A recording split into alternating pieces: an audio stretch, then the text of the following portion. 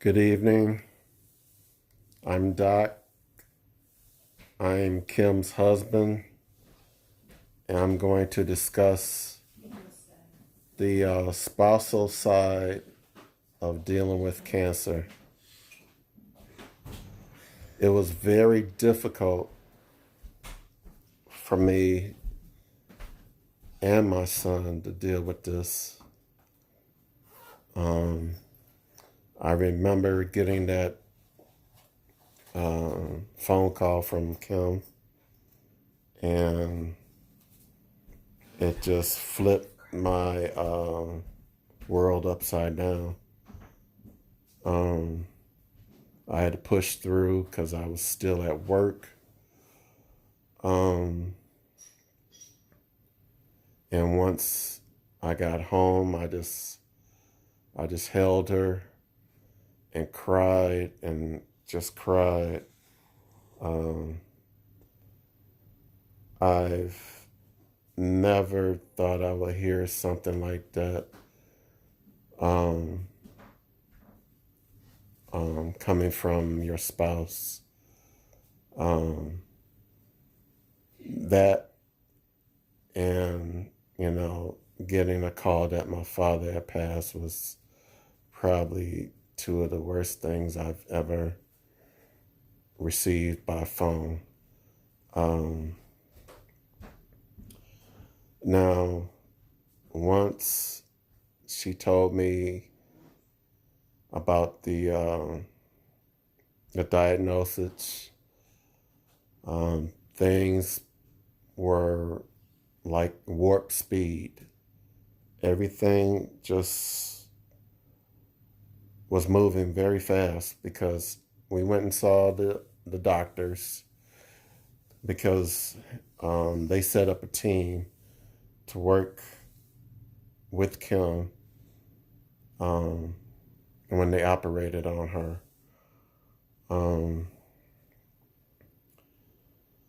So between March and April, those months were a blur. I was barely functioning because I knew within a couple of months that she was going to be cut open and they were going to remove the cancer from her pancreas. Now, I had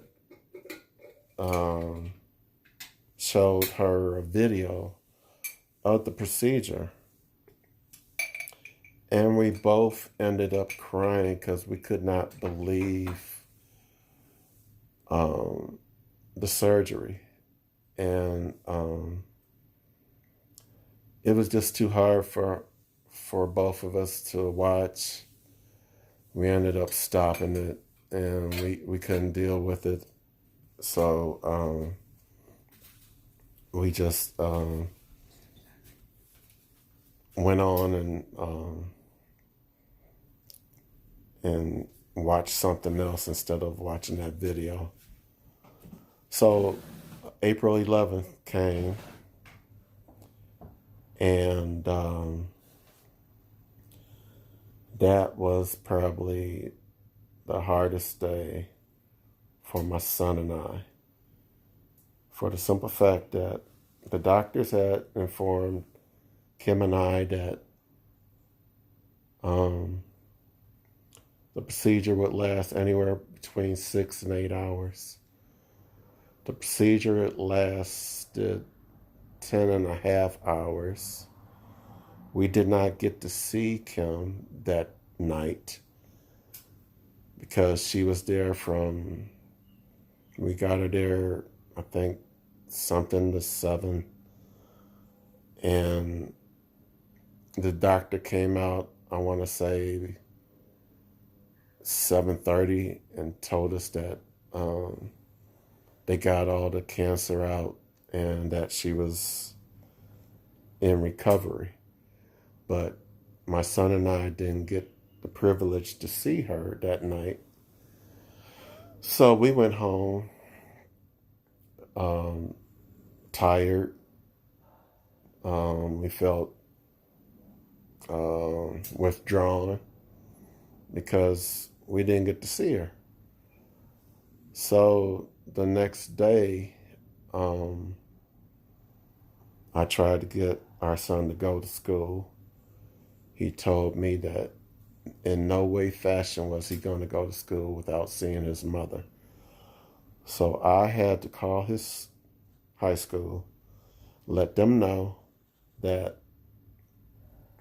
he was not coming in because his mom had just had surgery. So we drove to the hospital, found her room, found her, and we stayed with her all day. We were happy. Tears of joy were flowing from all of us because she got through it. And she got a couple of visits from a couple of her friends. And she even got a visit from my uncle, which kind of shocked both of us. But none of her family showed up, which was kind of odd to me, because here she is, sliced open. She showed me and Joshua the scar, and it's like right below her bra line.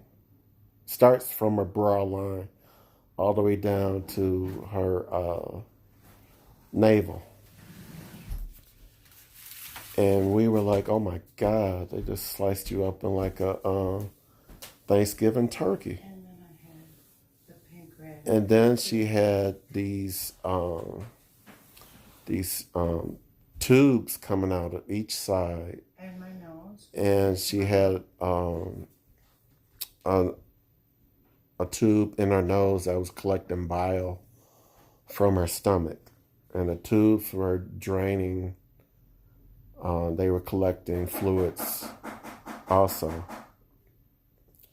So after that, and once she came home the first time, I tried to follow what the doctor had told us to do, which was to give her Ensure and for the protein, and also peaches, anything small and that she can eat. So I would give her a bottle of the Ensure once it was cold, and she threw it up. I opened up a can of the peaches. She threw that up along with bile, and the peaches went in. When she bit into them and swallowed them, they came out the same way when she threw them up.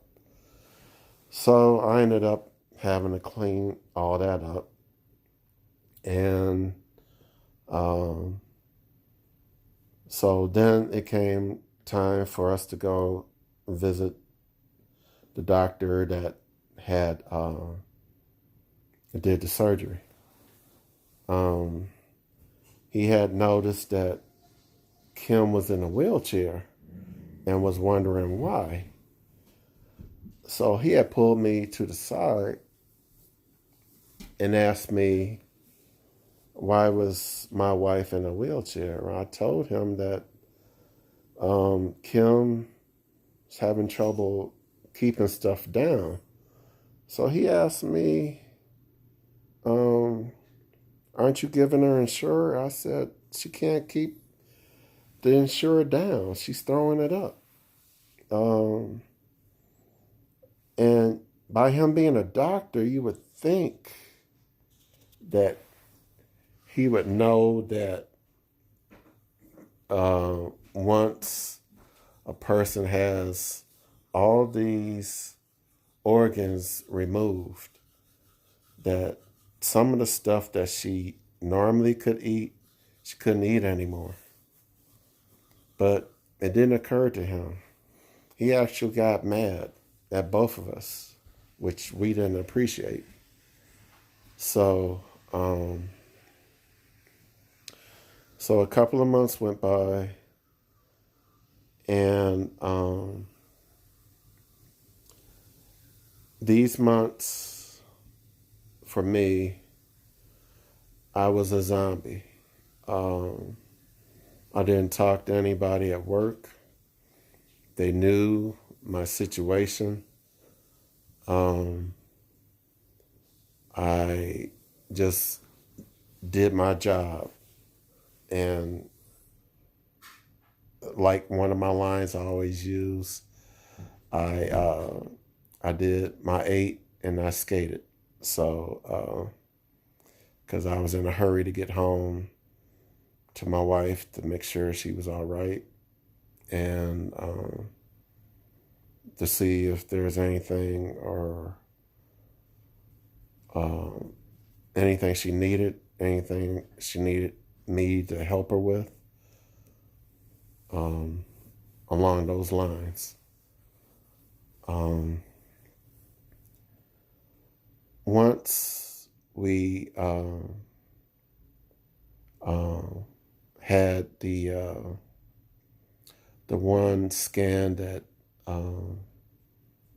scans for any type of tumor in her system, and we got the results back, and it said that there was no cancer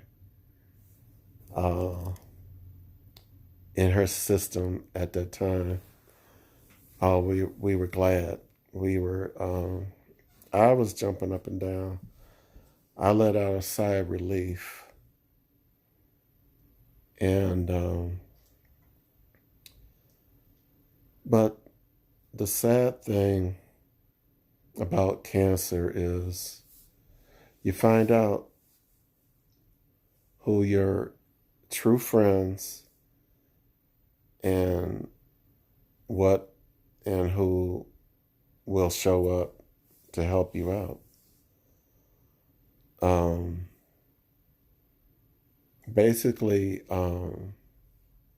nobody believed Kim.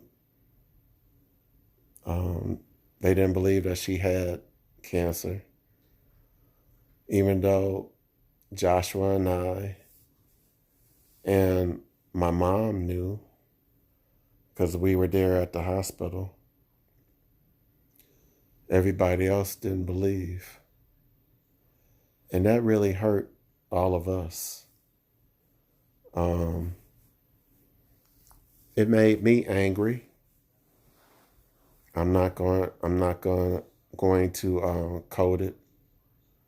I had a lot of hostility.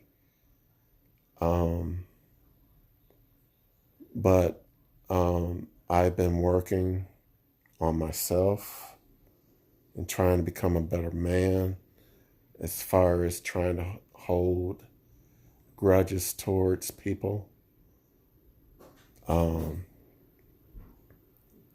Because I believe that when a person is going through something this serious, people should come and see about that person, regardless of how they feel about them. I mean, if you were friends with that person,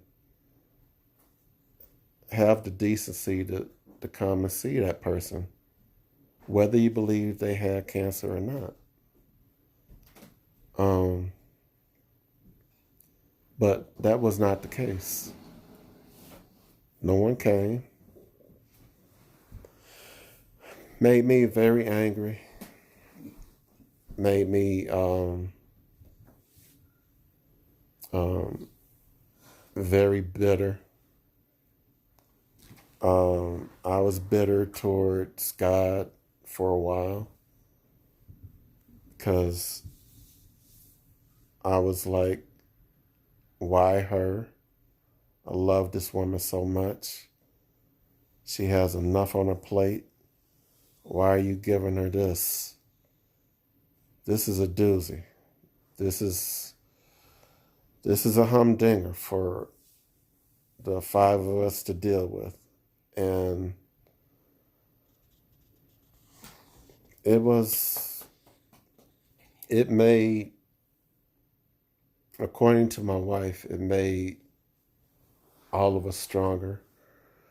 The love we have between the five of us is stronger than ever.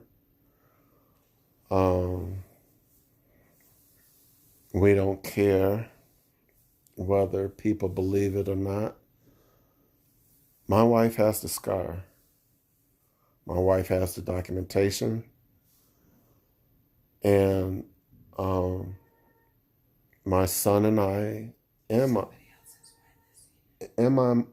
mom was there. And we have no reason to lie. That's the thing. No reason whatsoever to lie. I'm sorry about our dogs. They're very protective. But as I was saying,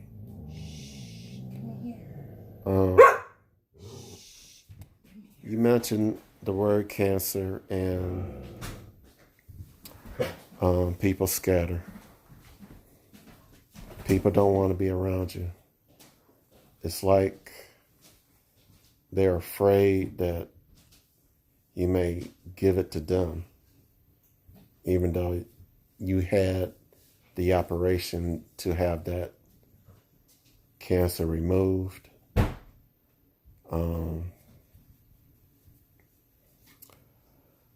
It was just sad to watch what my wife went through. Very sad.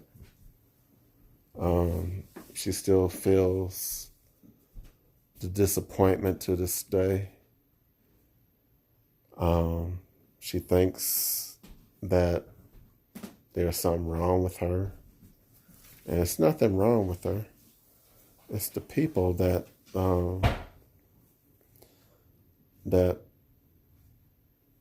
don't believe. They need to look at themselves before they judge my wife. My wife has no reason to lie. We have no reason to lie. We were there.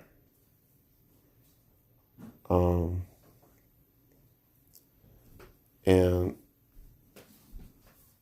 it just hurts me to see her like that. I mean, a whole year of just watching her go through this, wanting just a visit from anybody. And only one would show up. Why is that? I still don't understand that. Why is that? Why only one person out of so many people that she knew only showed up? I'm a lot better now. I'm getting back to being myself. I'm concentrating more on myself because I want to be around. I want to be here for her. I want to be here for my son. I'm taking better care of myself now. I'm eating better. And it's all because of that C word, cancer. Cancer make you do a 360 in a heartbeat. You change your ways, you change the way you think, You change the way you treat people. And I'm just going to leave it at that for now. Peace.